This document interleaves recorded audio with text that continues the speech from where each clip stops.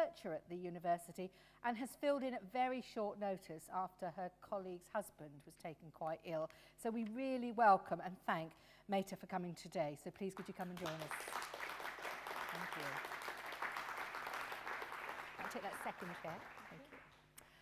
From Italy, we're joined by Sara De Felicia, a health and sports psychologist from the Department of Institutional Relations at the Molise region.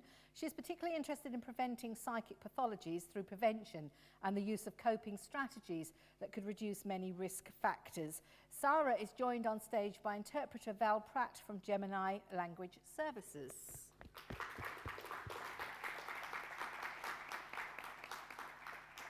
If you'd like to come along and sit here, that would be lovely. Thank you.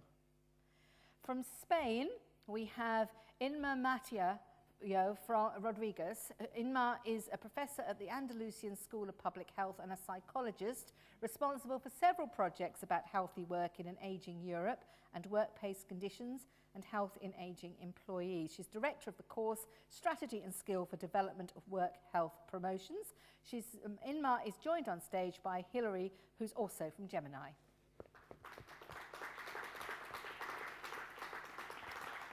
Thank you very much indeed. We had hoped to have a representative from Germany with us today, but due to unforeseen circumstances, they've been unable to join us, for which we're very sad, but we wish them all the best. To give us the UK perspective, please welcome to the panel Elspeth Gibson, who's the project lead for the Progress Project.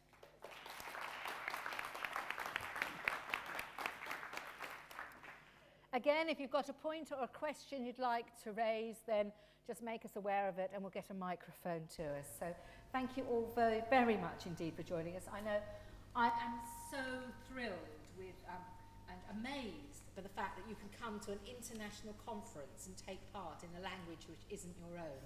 I don't think many of us could do that. We're very lazy here in Britain with our languages. So congratulations and thank you. And thank you to the interpreters are there just in case we need them. So Meta, perhaps we could take God Morgan to start with. What success story would you like to share with us today from Denmark? What's the one highlight, do you think, of what you're working on, or the one big challenge? That's two things. Okay. I think I will start with the success. I was thinking that one of our biggest successes actually is the preventive home visits. We do preventive home visits by law for all older people over the age of 75 years of age. This is of course an invitation. People can say no. But over the years we have done several studies, solid studies, which show great effect, not only economical effects, but also quality of life, well-being, physical functioning, etc. effects. So what we do there is we screen, we look for signs, early signs, which has been found to be tiredness. Tiredness is the most important early sign for near future physical decline. Thank you very much indeed. Sara, buongiorno.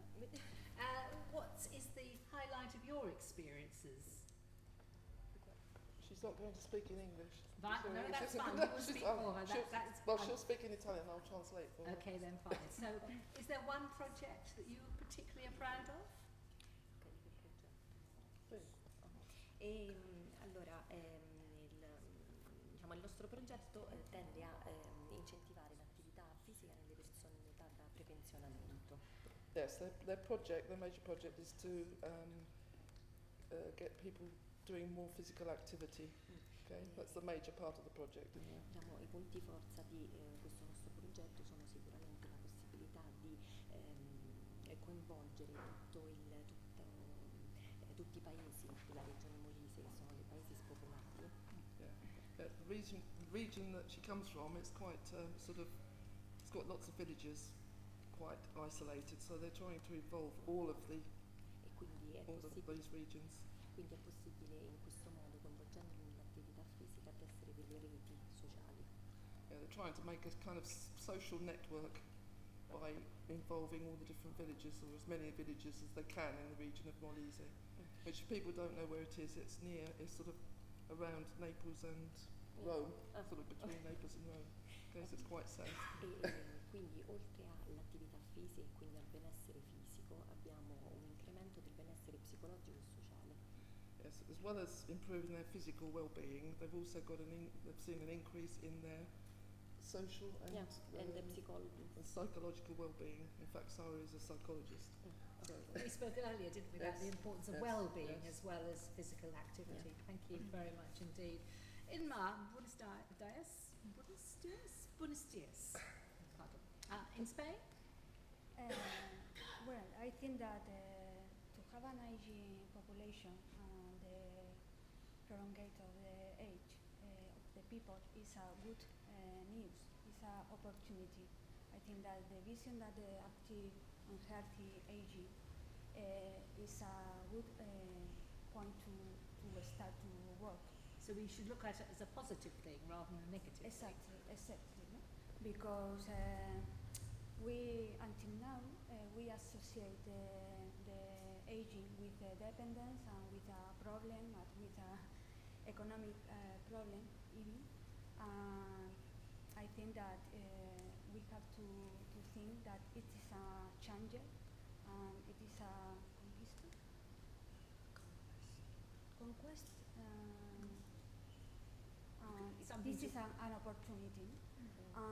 The other thing that I think that is an opportunity is that the aging people is more aware about the need to change their behavior and to get in a more healthy lifestyle. And I think That's it's interesting a- because we were saying this morning the hard thing is to get people to take action and to become healthier, but you're saying they do recognise that challenge.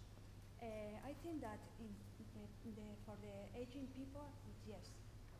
For example, we have several surveys, healthy surveys, and in some behavior, we have better indicator for aging people than for adult people or younger people.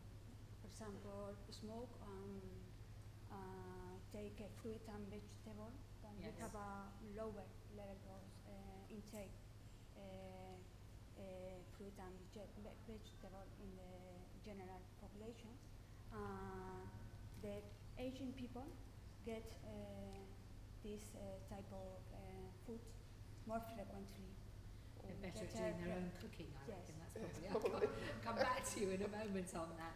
Elspeth, good morning to you as Morning, well. yeah. Is there one particular project that's happening locally that you would Yeah. like to pick up on? Yes, there is. As part of the Progress programme, we're actually very interested in the health inequalities in Suffolk. For those of you who've read their East Anglian today, you'll see that the headline is actually about the latest information about Suffolk, about health inequalities.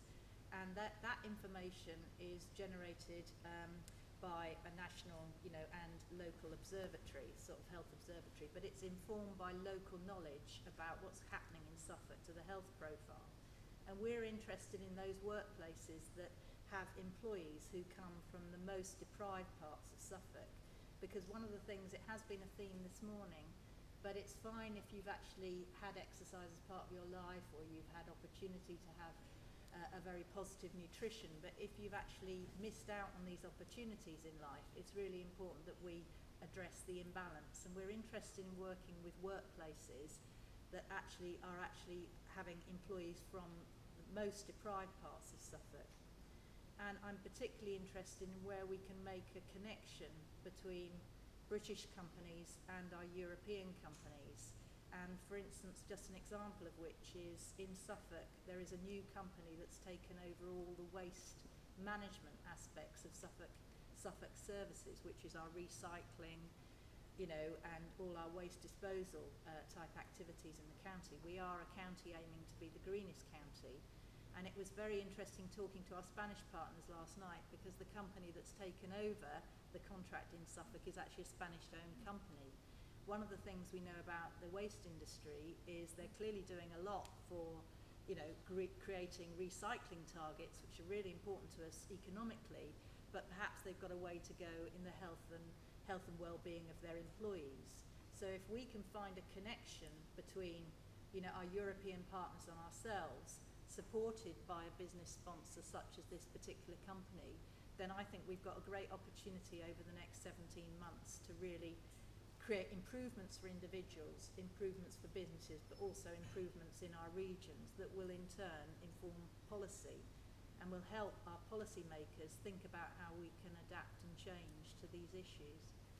I think I'd like to ask each of you in turn how big a priority is tackling ill health before old age in your own area, so in your country. So, Mette, in Denmark, is this looked upon as a big issue?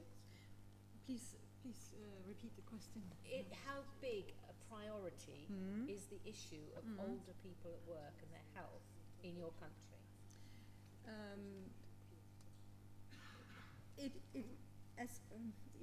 We look at the population of elderly, as I hear that you do as well. It is a polarized, it's not a homogeneous group, it's a polarized group.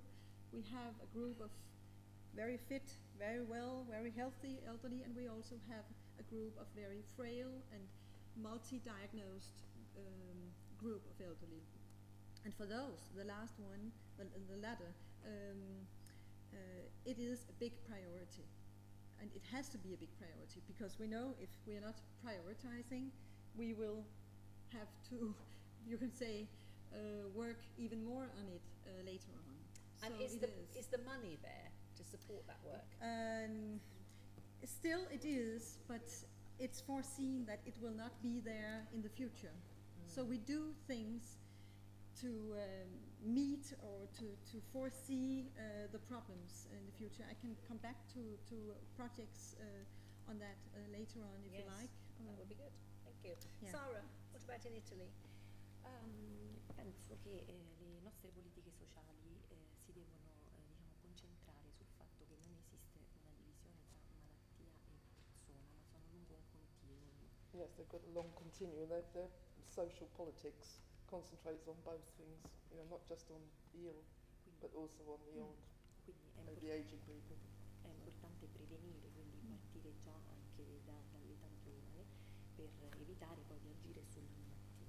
Yes, I think it's what she said. So she said it's important to sort of forecast which type of people they've got to concentrate on. So it's prioritising. It's prioritising where money goes to, where money is obviously And they probably not haven't got easy. much money. either. Diciamo che infatti il progetto che stiamo mettendo in atto in Molise è appunto una fascia d'età che va dai 45. Yes, the project that she's involved in Molise is a group of people, but they start from 45 years old, okay, and then go forward. 45 is From interesting because 45, we were saying yes. earlier about the importance of getting healthy when you're a bit younger Yes. and not leaving it too late when you're Yes. 55, 65, 75. That's true. Inma, what about in Spain? In Spain, this is a very important focus to intervention, because you know that we have one of the most, the highest life expectancy Yes. from Europe. You must be doing something right if everybody is living so long. We'll have to ask you about Yes. that. But we have a life expectancy free of disability lower, life expectancy in good health lower too. No? For example, it says below 50, 80 years. No? And we have another problems. For example, the self-perceived health of the people is lower with the age. Yes. Basically the physical health, but not the mental or psychological health. I'm not speaking about the illness, mental illness. I am speaking about the self-perceived health. Yes. No? So it's perception of yourself as well as the physical that we're talking It's about. the same in all the age. No? We In did our touch on that a little this Yes. morning, didn't we, But with our not business speakers? but not the physical health, no? That is lower in the older people. And we had too very high prevalence of chronic illness for example, HTA, or cholesterol, or diabetes, or osteomuscular problems. All these illnesses are preventable. We have a very strong influence the lifestyle in the prevalence of this illness, and we have some. We have too the influence of another structural factor. We have a very high inequality Yes. in health. No? For example, associated with education, or social class, or gender. No? It's So some of the same issues that we Yes. were discussing earlier this Yes. morning. Yeah. Elspeth, can I turn to you here in Britain? How big a priority is this? So are we just waking up to it? Well, I think, Suffolk is in a very good position and has demonstrated that it's giving a priority to this issue. So I think we're in a strong place, which is great. But I do feel we can benefit from learning, and if you don't mind me highlighting Denmark, I think in Denmark, my sense of it, and perhaps we can check that out, is that Danish people my age talk a bit more and think a bit more about what they're going to do when they're older, and where they're going to live, who they're going to live with. And we've got friends, close friends, who say this is actually quite commonplace, that if you don't start thinking now at this age about what's going to happen to you, the tendency is to leave it a bit too late, and then you lose control. And I think what we're keen on in Suffolk is to help people feel a sense of control over their lives. And this is what people want most of all, in the workplace as well. So anything we can do to give people a sense of greater control is, I feel, a key to their improving their well-being and their sense of self, really. And people will engage in things if they feel that they're actually getting something back from it, and that there's a reason for doing it. But I was wondering whether we could go back to Meta and just talk about, because I know that you've been doing a master's degree in living situations as well. Yes, I did my master's thesis on co-housing for seniors, which was at that time, the master thesis is long ago now, but it's still a trend in Denmark to quite early, actually in your 40s, to decide maybe to go and live with a group of people you may know quite well, or you may not know well until you live together, but and then you for instance buy a piece of land and you build your houses on this land, and then you have a co-housing, and That sounds a really good idea, Yeah. doesn't it? Yeah, A of lot course. a lot of our sort of supported living, shall we Yeah, say, is yeah. 55 plus, but most people who live there are 85 plus, and most 55 pluses wouldn't want to live there. So this is taking control and making it the sort of Yes. environment you're happy to live in at 40. Exactly, and what research has shown, because this is obviously a interesting piece of area to do research in, and what has been found from research is that it actually promotes activity level. The activity level is higher among elderly living in co-housing for seniors. Their social well-being is better. Their perceived health is better. As long as the co-housing, of course, is working well. And I know that they are working on rules for socializing, rules for how much support do you give your neighbor if he or she is ill, when do the community take over, and so on. That's So really that's something special. Yeah, maybe. that's a really interesting project. I think we've realised that we all have similar issues, whichever country that we're with. I think the useful thing for us today would be to learn more about the different things you're trying to do and whether they're working or not, so we can learn from your experience. So, Sarah, what about in Italy when it comes to preparing as an individual for your older life? How do people prepare? How do they keep themselves fit and well? Allora sicuramente appunto l'attività fisica aiuta. What, physical activity? Certainly. Of what sort? Of what sort? Che tipo? Che tipo? Ma allora diciamo il tipo di attività fisica anche dolce, quindi cioè diversi tipi di It's attività kind of fisica, non è che ce n'è easy uno tipo exercises. particolare. Esattamente, sì. E in questo progetto che abbiamo fatto, diciamo, coinvolgiamo direttamente i lavoratori, quindi direttamente la pubblica amministrazione. Yeah, in the project that they're doing, they are involving the workers as well as the older people. In modo tale che sia agiamo sul ridurre il burnout attraverso l'attività fisica. So, say that again? Ridurre il burnout, sì, la sindrome. Okay. No, she used the English word. So they want to reduce the burnout from physical activity. Oh, burnout. Yes. Do you mean Surprised we from could too even much use work, it. from overworking? What? Do you mean burnout from overworking? Yeah. Yes. The stressful life. Yes. Yeah. E quindi agendo sul burnout e inoltre accompagniamo le persone appunto ad avere una maggiore consapevolezza di sé e del proprio corpo. Yeah. So they're taking people forward, so they've got a better knowledge of their own bodies and their own personal. So we're down to self-esteem. education. Yes. So As education part of the about project that yourselves. they're doing. Right. It's not just for old people, though. It's for workers and. E inoltre Older people. mettiamo a disposizione anche So we delle educate singole people of different persone, ages as they're per un progressing supporto towards. psicologico. Right, and they're also giving them a psychological support. People Psychological that are support involved too. in this project, yeah, Perché they're getting a psychological support. È molto Is that Educate one people. to one? Do they have uno? a mentor? Sì. Yes, one to one. One to one. That's useful. Inma, can we turn to you now, please, about in Spain, preparing yourself for your older years? What sort of things have been tried? What's been successful?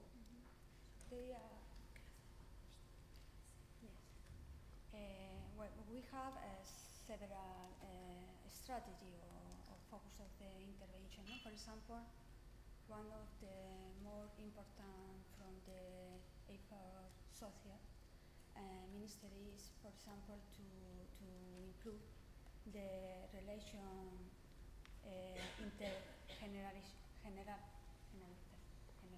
Generational relationships, I think. interrelation. Sorry. The team effort you've got here, haven't you? The team effort. Spanish is like I Italian. can tell in Spanish. So in English, worse. No, for example, I think that one very important point that some opponent before spoke about was the perception of the aging people. No? And I think that the initiative that put together younger and older people is a good initiative for improve this perception of the older people. No? We do find a lot in this country that so often the generations don't mix and are very wary of each other. We heard earlier this morning about, younger people can be find older people boring if they don't get until they get to know them. But equally, I think a lot of older people are very nervous about the young, but perhaps because of the media and the portrayals there. I'll come to that in a minute because that's a whole new issue.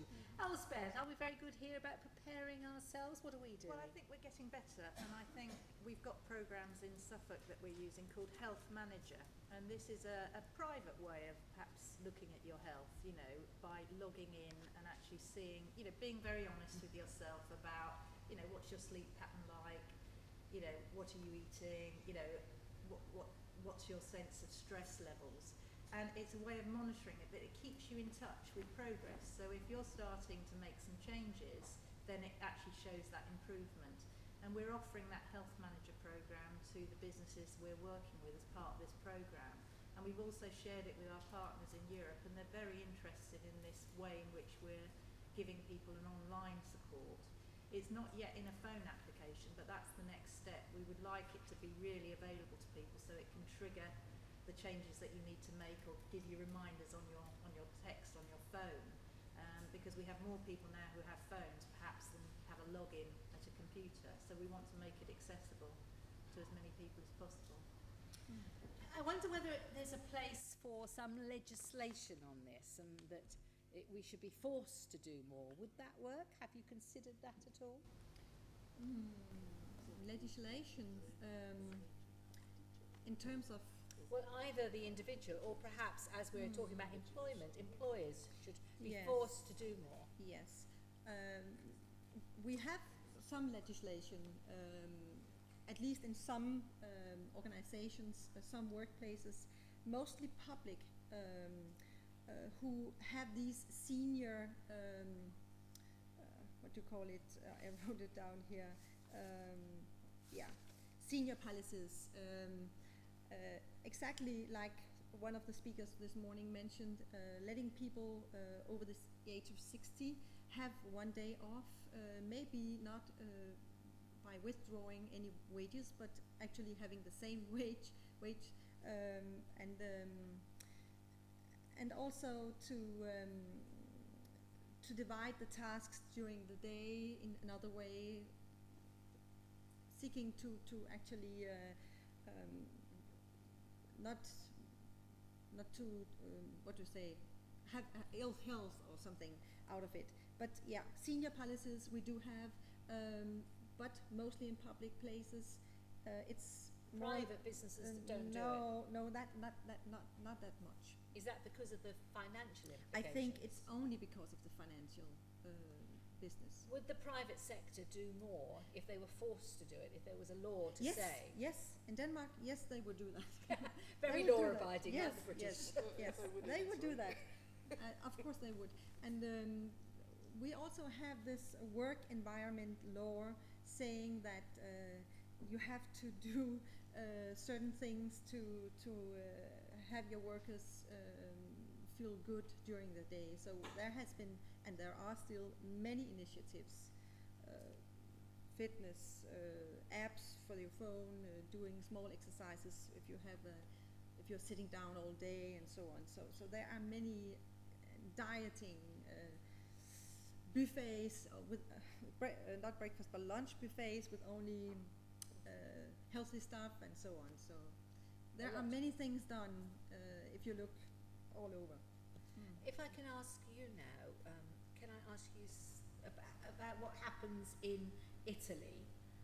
Employers, are there laws that tell them they have to do things to help their workers' health?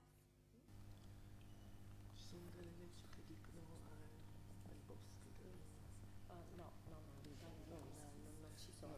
there's Però- no sort of law Però like this sarebbe, in Italy. Even if there was, I don't think they'd follow it. So she didn't say that, but I said that. So it's a different culture It's a then. different So culture. do they choose to do things for their employers? sì, non molto, sarebbe però interessante perché secondo uno studio che leggevo in Italia il motivo principale per cui le persone non fanno sport è la mancanza di tempo.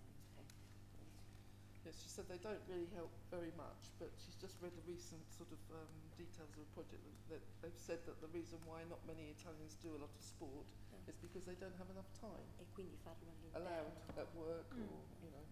obbligare le persone a farlo all'interno del luogo di lavoro incentiverebbe molto. Yes. So what we just said, that if they were forced to give time to people while they're at work, it would be It would be good, but they might not. motivational. Probably hard to Probably, get. yeah. Probably, we should say. Allegedly. Well, they could Allegedly. That's the journalist in me, allegedly. Yes. So let's find out about Spain then. The employers, are they doing anything? Do they need laws to make them do things? Yes, we have, I think, two different instruments, tools. That is a new global strategy for the employment of people older than 50 years old. It is not allowed. It is not allowed, but it's a global strategy, a national strategy, and have recommendation and some intervention for the employers introduce. What sort of things does that cover, this strategy? What sort of things are covered by this?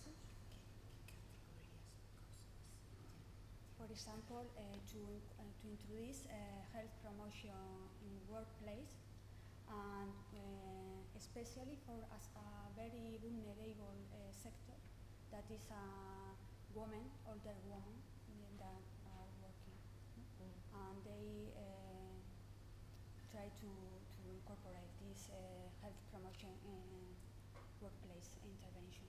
It's interesting to see how this is an issue that's coming up in every country, even though it might be tackled differently. Yes, and sorry, and I have another that it is a law. Yes, it's a law that incorporate the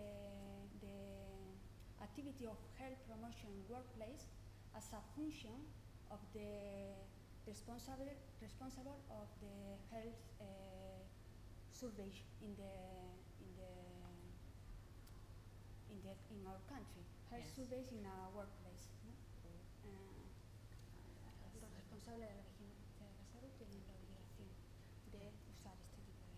Yeah, they are obliged to promote health in the workplace, and it was particularly the older women, wasn't it?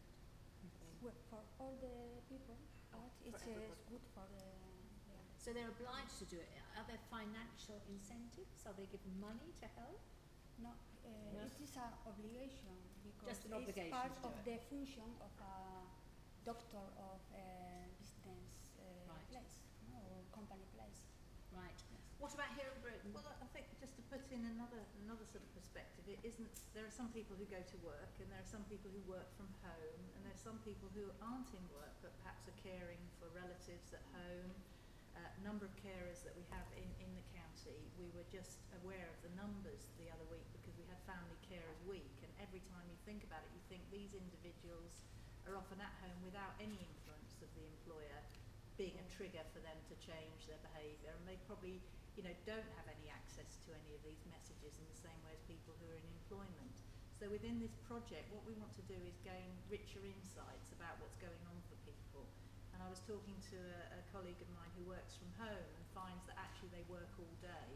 It's sometimes the view that people work at home and possibly they're not doing very much, or they're putting the washing machine on, or they're doing their garden, or actually no, people are actually probably working far more hours. There's no break necessary to the day unless they can create it, and they may be actually giving themselves lots of additional pressures by not actually finding time. And we're trying to find a way to connect people who are working from home in a community with other people, so they can link up and have a lunch, together, or, spend time sort of supporting each other where they actually live and work. So that would be a way forward. As somebody who runs a business from home, I know Yeah. my husband and I something look at the clock and realise it's lunchtime. Yeah. Haven't left the computers, haven't had a cup of coffee or whatever. I touched on the media, TV, radio, films, and the stereotype of an older person. I'd like to hear what you think about that. Does that need to change? Does the media play a role? This is a very what do you say it stiff picture of what it really is, what I want to present now. But in Denmark we call it the grey gold. Maybe you do it as well, but the grey gold is the people we are talking about today. But if you ask themselves, many of them, they don't feel like grey gold. We say grey pound very often, but yes, we but know that's exactly what maybe you mean. the same. Many of the people I have talked to who are in the category of grey gold, they find themselves a little alienated sometimes, not being, looked at the way that correspond with grey gold.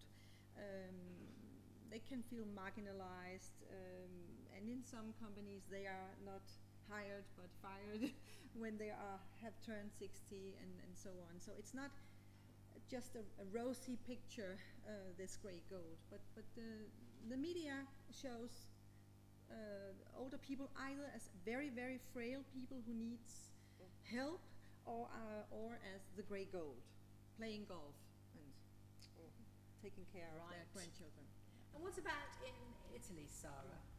E allora in Italia ha fatto una distinzione sull'anziano nelle grandi città e l'anziano nelle piccole She wants to make a distinction between the old people in big cities and the other old people that are living in smaller villages or small towns. And does the media reflect that difference? Yeah. Yes. Yes. Yes. Come.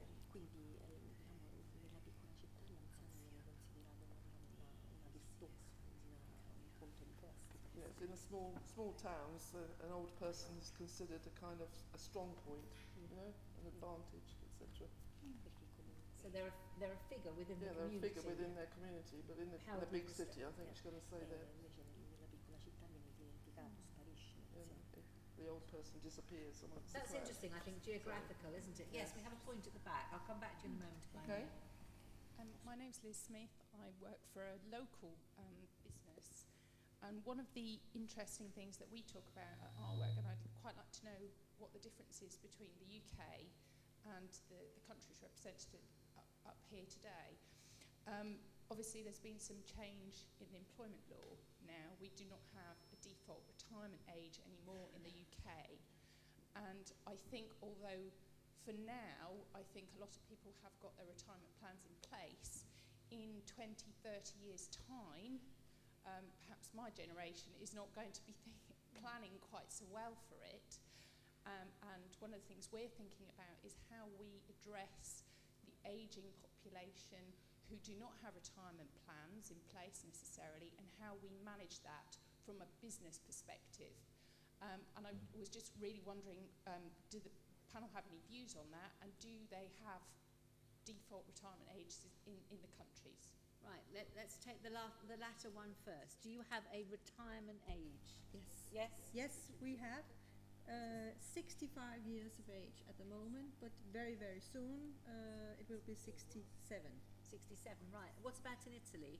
Is there a definite age It's for still retirement? 65 at Still the moment. 65 for men and women. It'll probably get changed slightly eventually. And what about Spain? Do they have a definite retirement age? Do you have an age for retirement In Spain. Yes, in law? we have 67. 67? Yes. Right, so they're Yeah. similar. The Yes, point is very made, though, that as people of a younger generation won't have that cut-off date, and how a business is going to prepare for that, for having an increasingly older workforce and people who don't have retirement plans. Maybe I should say that you actually can be allowed to work until you are 67 in Denmark, but then you are not allowed to work anymore. And that's a pity for many of my close colleagues actually, because they would like to continue, but they are not allowed. Is that going to change in the future? You're going to have 70-year-olds, as we I hear a think lot so. about 70-year-olds at work. I think so, You think so? but I haven't seen any plans on it, but I think so. Sarah, what about people in the workplace, the employers, the companies? Are they preparing for an older workforce? No. No. In Italia c'è una situazione di stagnazione del Yes, you lavoro. said there's a situation, a sort of stagnant situation in Italy at the moment, Of course. because the young Anche people are perché, not getting work and the older people are just, c'è un fenomeno particolare, nel senso le persone vanno in pensione però poi ritornano come liberi professionisti nello stesso luogo di lavoro. Yes, a lot of older people are are retiring, and then they're coming back to the same workplace as a kind of free professional, doing the same job. Unpaid. No, paid. Yeah, Paid. Paid. Sorry, this is free So they're just depriving the young people actually of So they're keeping the work. young people away Yeah. from the Yes, jobs. yes. It's an issue we touched on earlier this Yes. morning, isn't it? What about in Spain? I think that in Spain no are prepared. The Not employers preparing. for this done. I think that they began to see this problem now. For example, when they are thinking about what will happen if all my workers are too older to make this job, no? In a future, very very short future. But I think they are not very prepared. They're not And prepared. we have a big sector of small, medium and small company. They are less prepared to, I think. Elspeth, well, we're sitting here saying, oh yes, these other countries are not prepared, and chuckling with them about that. Are we any better No. here? I don't think we are. Some of the thinking that triggered this particular project was actually an anecdote really, but I had a conversation with a guy who came to fix our gas cooker, and he was in his 50s, but he was really worried. He worked for British Gas. He was really worried about continuing to work. The news had just, broken about extended, working longer. And he said, I can't. He said, physically, I have to get in and out of very small spaces. He's got a good qualification, he's Corgi registered, he's in high demand. But physically, he was worried about what that would mean to him continuing to work. And in some businesses, and hopefully in British Gas, there's enough flexibility to offer other roles for people who perhaps physically can't do the job anymore. But in smaller businesses, and most of our businesses in Suffolk, of course, as you well know, Rachel, you're the key person behind the small to medium businesses, is they have less flexibility. So we've got to, I think Tessa was referring earlier, to design new solutions in the workplace so that we can actually hold on to the knowledge and the skill in the business and not lose it just because somebody physically isn't able to do the work anymore. So we really do have to think about the way we adapt the work role for people so they still feel that they can. We were talking on Friday about a gentleman who had a sad situation because in his employment he felt on a daily basis demeaned by people because he was unable physically to do the job anymore. So he was experiencing a lot of prejudice and discrimination in the workplace, and actually used that word demeaned, and such that he got to a point of a breakdown. And you know, so we really do need to think about the impact of these sorts of issues in the workplace.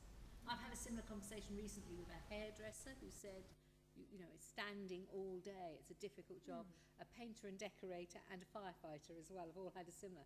How are we going to keep working when we're older? It's a very physically demanding job. You don't think about things like hairdressers, but it's quite true, isn't it? We've had a couple of points from the floor. One was waiting there, and then I'll come to you after that. Thank you. Hello, good morning. Federica Masieri from University Campus Suffolk. Moved in this country 1 year ago from Italy. And I just would like to share with you, and also I have a couple of questions and remarks, my experience as a person that decided to move to a new country.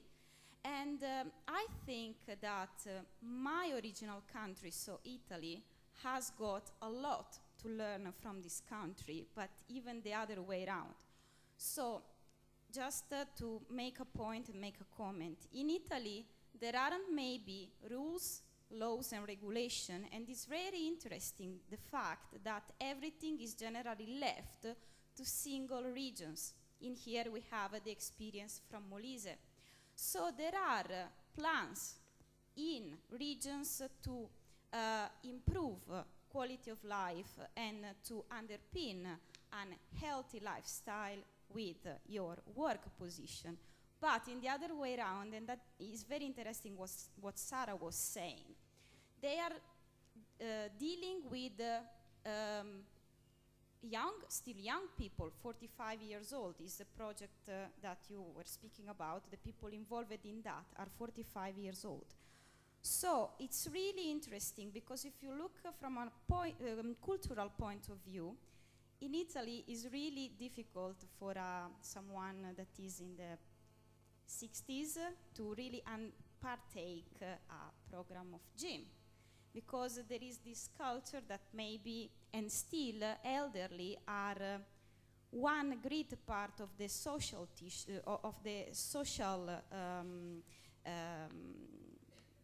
community, and they generally still for their role are there to provide support, care, money, because in the other end younger people are not able to get to work and start working on a regular basis, let's say.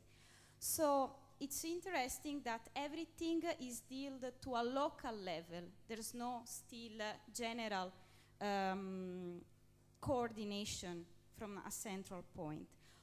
The other experience I would like to share with you, when I moved to this country, I was really impressed about the concept of widening participation.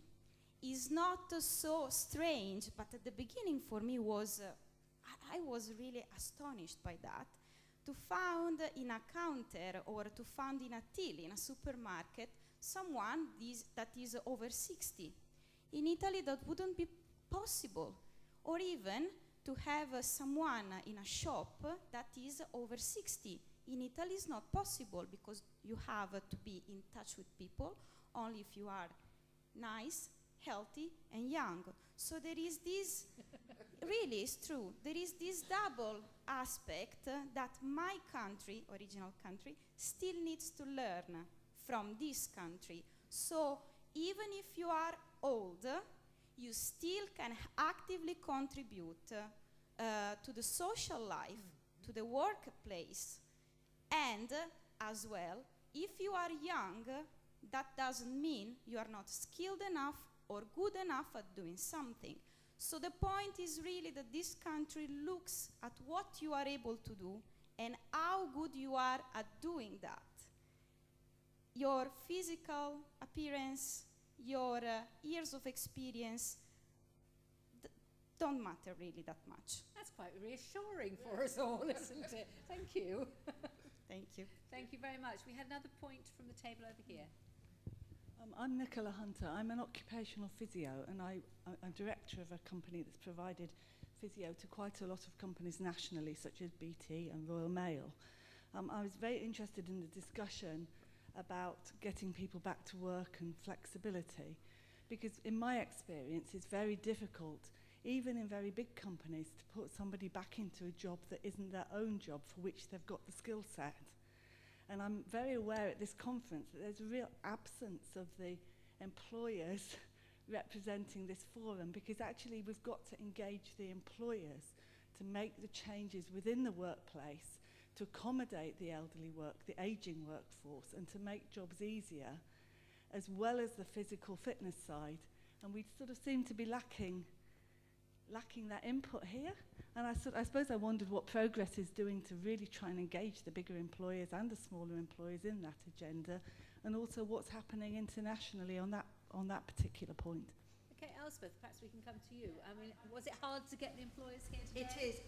Well, it wasn't hard. It was actually more the interest. It's captured. It's really interesting, the delegate list, and today, because it's captured the interest of a lot of people who we might say are already on this page. They already understand the issue. And to try and get business interest is going to be our major challenge with the Progress programme. So we had a number of businesses represented today, some large businesses. I think one or two people have had to leave, and that was why we did it as a breakfast meeting. But we've had BT, Carillion, some of the big companies and some of the smaller companies.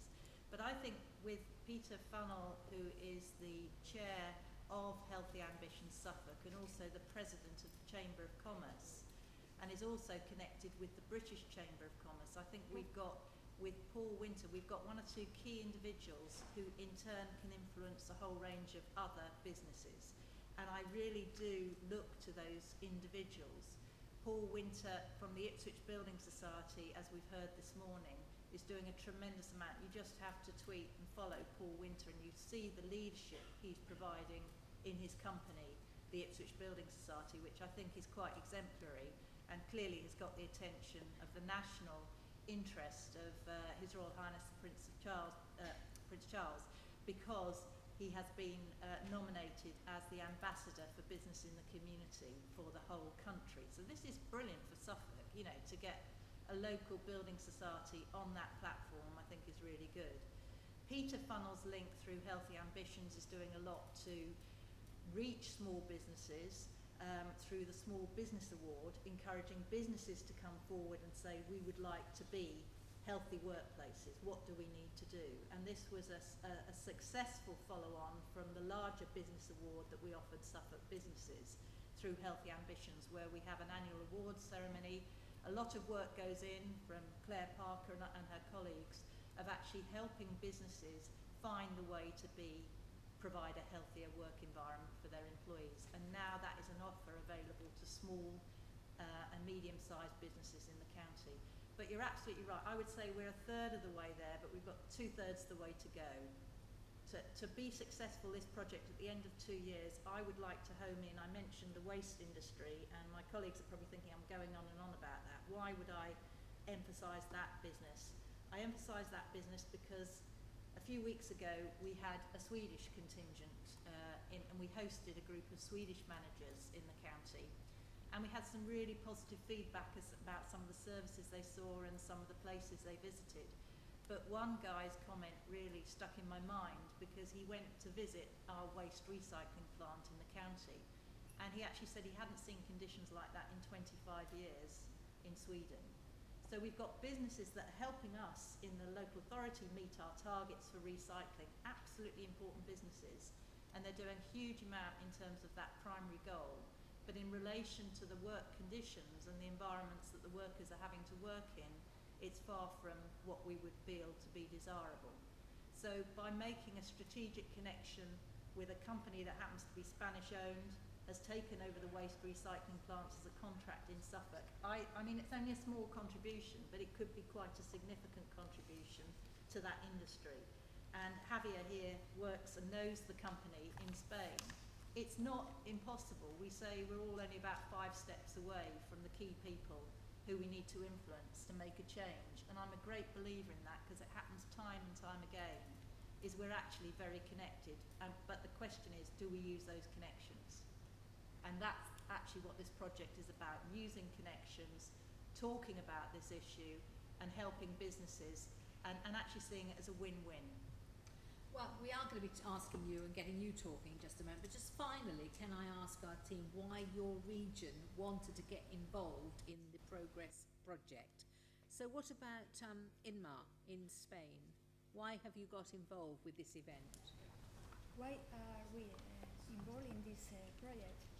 I think that for the reason that before I began to explain, we have a important challenge that is to try to reduce the variability in the functional capability in the older age. Mm. That is this variability is mainly in this age, not in the beginning in the life. We have a problem with the inequality here. Yes. In this age too, and we would like to learn from this country, because I think that Suffolk and Denmark and Italy have very good practice, and German too, yes, very good practice in this kind of intervention, health promotion. You're hoping to learn from all the other partners. I think that it's an opportunity to share what we are doing and to reflect together to have a better solution. And Sarah, is that why you're also getting involved?